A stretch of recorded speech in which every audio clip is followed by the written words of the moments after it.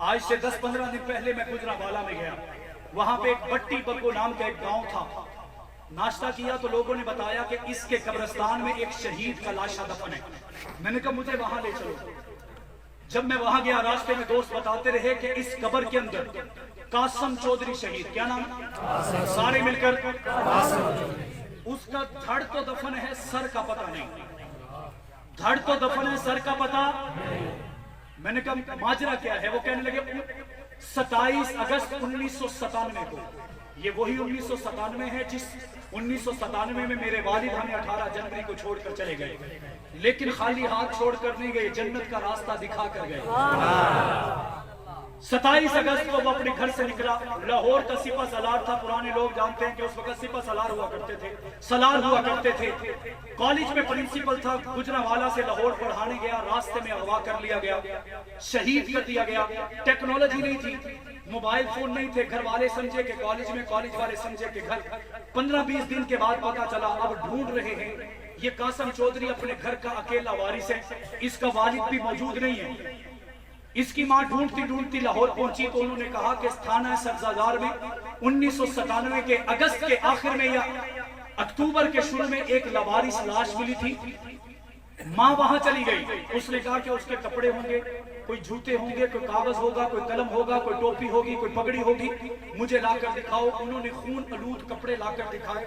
ماں کی آنکھوں سے پہلا آنسو ان خون آلود کپڑوں پر گرا اور ماں نے اس بہتے آنسو میں کہا قاسم تو کل بھی کامیاب تھا، تو آج بھی کامیاب تھا۔ یہ بات یہاں تک ہوتی تو ہر کسی نہ سناتا۔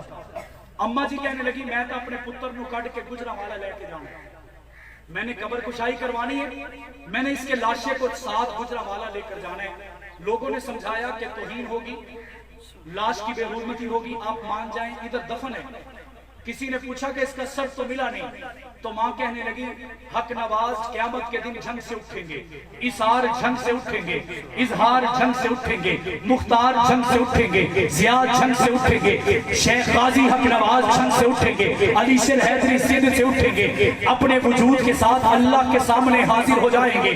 بٹی بگو سے قاسم چودھری شہید کا دھڑ اللہ کے سامنے پیش ہوگا، اللہ پوچھیں گے تیرا سر کہاں ہے؟ تو قاسم چودھری شہید کا دھڑ کہے گا اے رب کائنات، عائشہ صدیقہ کے لیے سر کٹوا کے آیا ہوں، میں قربان اس ماں کی عظمتوں پر۔ اس نے کہا میں چھوڑ دیتی ہوں، میں لاشے کو نہیں نکالتی۔ جب جانے لگی کسی نے کان میں آ کے کہا، یہ سارا واقعہ اس کا ایک رشتہ دار بتا رہا ہے۔ وہ کہنے لگا کسی نے کان میں آ کر کہا اماں جی اس وجہ تو آخ دے نہیں کہ قبر کشائی نہ ہوئے کہ اندروں لبے گا کی ہڈیاں ہوں گیاں، مٹی ہوئے گی۔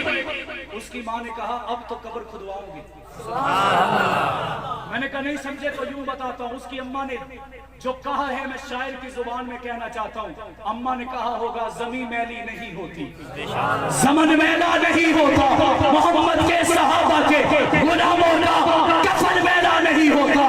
اماں نے کہا اب تو میں کھدواؤں گی۔ عدالت سے احکامات لے کر آئی، 27 اکتوبر 1997 کو اجازت مل گئی، علاقہ اکٹھا ہو گیا، لوگ اکٹھے ہو گئے، جج آ گیا، وکیل آ گئے، پولیس آ گئی، S P D S P S H Os آ گئے، لیکن جو آئے ہر کسی کے ناک پر کپڑا تھا، منہ پر کپڑا تھا کہ قبر کھودیں گے بدبو آئے گی، تعفن پھیلے گا۔ پولیس والوں نے جب مٹی سے کپڑا قبر سے مٹی ہٹائی، نیچے سے پہلی سیمٹ کی سلیب ہٹائی، جنت کی خوشبو ہوئی۔ سبحان اللہ، ایسے نہیں بلند آواز سے سبحان اللہ۔ اب خوشبو سونگ کر سب کے ہاتھوں سے کپڑے نیچے گرے۔ کہتے ہیں کہ اسی وقت وہ پولیس والے رونے لگے اور اس کی ماں کو کہنے لگے آج تک اسی بڑیاں قبراں کھودیاں، بڑے بندے دفنائے، دوجے دن بھی اندروں کچھ نہیں لبدا۔ آج مہینے کے بعد بھی دیکھ کر یہ پتا چل رہا ہے قاسم خود بھی سچا ہے، جس کے ساتھ لگا ہے وہ بھی سچے ہیں۔ نعرہ تکبیر، شہدائے نبو سے صحابہ، شہدائے نبو سے صحابہ، شہدائے نبو سے صحابہ، تمہاری شہادت کو سلام ہے۔ وقت مختصر ہے، اس کی لاش اٹھانے کے لیے پولیس والے قبر میں گئے، عدالتی حکم تھا۔ اس کی لاش کو اٹھا کر جب چارپائی پہ رکھا یا سٹریچر پہ رکھا تو جہاں سے اس کی گردن کٹی تھی وہاں سے تازہ خون شروع ہو گیا۔ سبحان اللہ۔ میں نے کہا آج کسی کے گولی لگے 2 घंटे में उसका खून खत्म हो जाता है, वो मर जाता है। लेकिन अल्लाह पाक दिखाना चाहते हैं, अल्लाह पाक दिखाना चाहते हैं कि लवारिस लाश है, पता नहीं कितनी देर तड़पती रही होगी, लेकिन महीने के बाद भी अल्लाह पाक उस खून को दिखाकर ये बताना चाहते हैं कासिम चौधरी के दिल में सहाबा जिंदा थे।